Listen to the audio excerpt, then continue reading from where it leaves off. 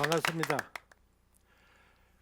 오늘 국민건강보험의 아킬레스건 불公平하고 불공정한 보험료 부과체계 확 바꿔야 한다는 말씀을 드리겠습니다. 소득 중심으로 확 바꿔야 됩니다.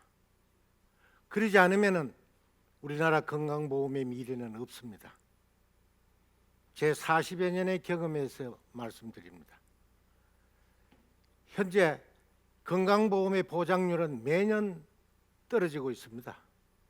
2009년도에 65%이던 것이 현재 62%로 떨어지고 있습니다. 선진국의 80%까지 가기에는 너무나 요원합니다. 그래서 민간보험의 가입률은 매년 늘어나고 있습니다. 10가구 중에 7가구는 민간보험에 가입하고 있습니다.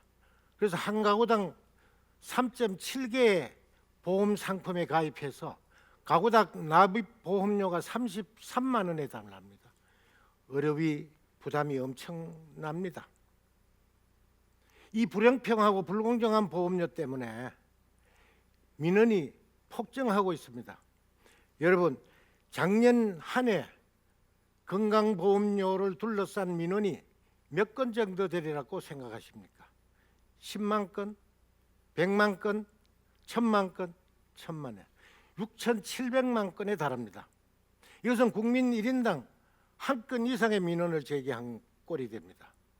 여기에다 자격 변동까지 합하면, 여기에 자격 변동이라는 것은 직장 가입자에서 지역 가입자로 간다든지, 지역 가입자에서 직장 가입자로 간다든지, 또 피부양자로 간다든지 하는 걸 얘기합니다. 이렇게 되면 보험료가 전부 바뀌어집니다.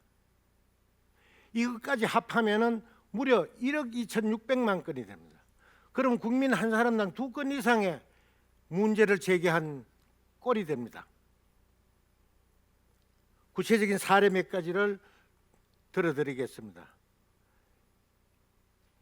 직장에 다니다가 퇴직해서 지역가입자가 된 김길동 씨, 61세.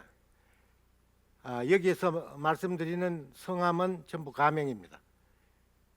이분이 직장에 다닐 때에는 72,610원의 보험료를 냈습니다. 그런데 지역가입자로 되자마자 17만 1,110원이 돼서 보험료가 2.4배가 올랐습니다. 이 사람이 가지고 있는 것은 집 한 채, 2억 1,420만 원, 그리고 가족으로서는 부인하고 미취업 자녀 3사람입니다. 그리고 또 한 가지 예를 말씀을 드리면, 생활 수준이 비슷하더라도 보험료는 천지차입니다. 65세의 홍길동 씨, 63세의 박길동 씨 예를 든다면은 이 사람들은 거의 생활 수준이 비슷합니다. 두 분 다 연금 생활자인데 월 180만의 소득을, 연금 소득을 가지고 있습니다. 그리고 집 32평형 둘이 다 똑같습니다. 그런데 자동차는 한 사람은 1500cc, 한 사람은 1600cc, 거의 비슷합니다. 그런데 홍길동 씨는 보험료가 제로입니다. 왜? 직장에 다니는 아들의 피부양자로 등재되어 있습니다. 박길동 씨는 보험료가 월 16만 원입니다. 피부양자로 등재될 취업 자녀가 없기 때문입니다. 아마 이 부분의 문제는 제 얘기를 드리는 것이 더 실감나지 않겠나 싶습니다. 저는 2014년 11월 15일자로 국민건강보험공단 이사장에서 퇴임을 했습니다. 그래서 퇴임하기 한 달 전에 보험료 부과 관련 임직원 회의를 소집했습니다. Who am I? 내가 누구냐?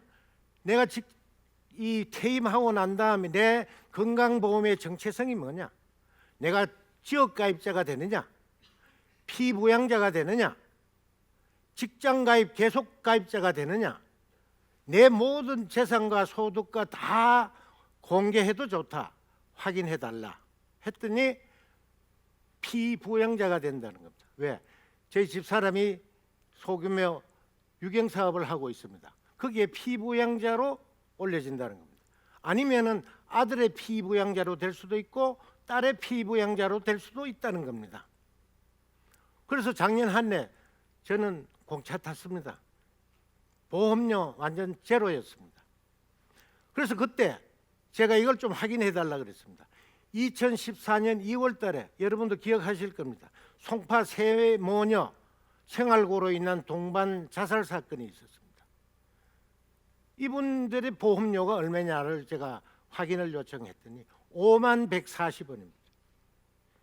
이게 현재의 건강보험 부가체계입니다. 이뿐이 아닙니다. 저출산 문제가 심각하지 않습니까? 근데 신생아가 태어나면, 직장가입자 가정에 태어나면 보험료가 없습니다. 지역가입자의 가정에 태어나면 태어나자마자 매월 3,400원이 부담됩니다. 또 청년 실업 문제가 심각하지 않습니까? 이 청년 실업에 이 문제가 이렇게 심각한데도, 예를 들어서 김모군이 19살이었는데 제가 확인해 보니까 한 살이 더 많으니까 보험료가 긍충 뛰었어요. 3,400원이었는데 19살 때는 20살 되니까 9,520원으로 긍충 뛰었습니다. 또 이것만이 아닙니다. 지금 전월세가 다락같이 올라가고 있습니다. 전월세가 오르면 보험료는 덩달아 또 올라야 됩니다. 그러면 보험료 오르는 것에 그치느냐? 그것도 아닙니다. 이 생활이 어려운 사람은 공공근로에 나가야 됩니다. 공공근로에 가자면 전월세가 올라가지고 보험료가 납입되면 재산이 늘고 소득이 늘은 걸로 간주돼 가지고 공공근로에서 또 탈락합니다. 그리고 고등학생 학비 면제에서도 또 탈락합니다. 그리고 대학생 장학금 타는 데에서도 소득이 높아졌다고 탈락하는 겁니다. 이게 건강보험료 부가체계가 미치는 영향이 경제 사회적으로 아주 광범위하게 미칩니다. 그래서 이걸 소득 중심으로 바꾸지 않으면 안 된다는 얘기죠. 자, 그러면은 이것을 왜 이런 일이 생기느냐? 답은 간단합니다. 모든 국민이 국민건강보험이라는 체계 내에 같이 적용받고 병의원에 갔을 때 혜택은 누구든지 동일합니다. 그러나 보험료를 그대로 드리는 기준은 다 달라요. 예를 들어서 직장가입자의 경우에는 월급에다가 보험료를 붙이는 사람이 있고, 또 일부의 사람은 월급 외에 금융소득이다, 이자소득이다, 기타 소득에다가 또 붙여가지고 보험료를 징수합니다. 지역가입자에는 어떤 사람은 소득, 재산, 자동차에 갖다 붙이고, 또 어떤 사람은 재산, 자동차, 성, 연령에 또 갖다 붙입니다. 그리고 직장가입자는 피부양자가 있고 지역가입자는 또 피부양자가 없습니다. 기준이 7, 8가지 기준으로 다 다릅니다. 이는 마치 한강 다리를 건너오는데 어떤 통행료를 받는다고 가정할 때 어떤 사람은 몸무게를 기준으로 해서 받고, 어떤 사람은 키를 기준으로 해서 받고, 어떤 사람은 지역을 기준으로 받는데 전라도에서 왔느냐, 경상도에서 왔느냐, 충청도에서 왔느냐, 강원도에서 왔느냐에 따라서 통행료가 다 달라지는 거하고 똑같은 얘기입니다. 세계에 이렇게 하는 나라는 아무 데도 없습니다. 소득 중심으로 다 보험료를 부과하고 있습니다. 자, 그러면은 이런 의문을 하나 가질 수 있습니다. 이 소득 중심으로 하면은 지금 재산, 자동차 이런 데 보험료를 붙이던 걸 하면 보험 재정이 될까? 이런 우려를 또 할 수도 있겠죠. 작년도에 총 보험료를 징수한 금액이 44조 3천억입니다. 그런데 현재 우리나라 모든 국민의 총소득이 1,563조 5천억입니다. 그중에 작년에 보험료를 부과한 소득이 572조 8천억입니다. 전체 소득액의 37%에 붙이고 나머지는 재산, 자동차, 성, 연령에 붙여가지고 44조 3천억을 만들었습니다. 만약에 1,563조 5천억에다가 보험료율 3%를 가정하고 곱해보십시오. 47조 원입니다. 작년도 보험료 충당하고도 남습니다. 그런데 현재 직장가입자 보험료는 6.12%입니다. 직장가입자가 봉을 쓰고 있는 거죠. 직장가입자가 이러다 보니 사업주는 그 절반을 부담해야 됩니다. 그러니까 전부 다 생산 원가에다 이게 다 전가됩니다. 그러니까 국제 경쟁력이 떨어지고 수출이 줄 수밖에. 이게 이 건강보험료 부과체계는 경제 사회적으로 광범위하게 영향을 미치는 겁니다. 그래서 국민건강보험공단에는 2012년 8월 9일 소득 중심 보험료 부과 체계로의 개혁 방안을 마련했습니다. 그래서 16개 모형의 55개 방안을 마련하고 거기에 재정 시뮬레이션까지 다 하고 공청회까지 다 해가지고 정부에 제안했습니다. 이렇게 고쳐야 됩니다 라고 제안을 했습니다. 그런데 한 1년 후에 2013년 7월에 가서야 보건복지부에 건강보험료 부과체계 개선 기획단이라는 걸 만들어서 2013년 말까지 개선안을 내놓겠다, 발표하겠다 그랬습니다. 그러다가 2014년 또 상반기까지 하겠다 그랬어요. 그러다가 2014년 말까지 하겠다 그랬습니다. 그러다가 2015년도 들어와서는 2015년 1월 29일 날 부가체계 개선 방안을 발표하겠다 그랬습니다. 그러다가 돌연 1월 28일 날 하루 전날 보건복지부 장관이 이거 없는 걸로 한다, 백지화한다라고 또 발표했습니다.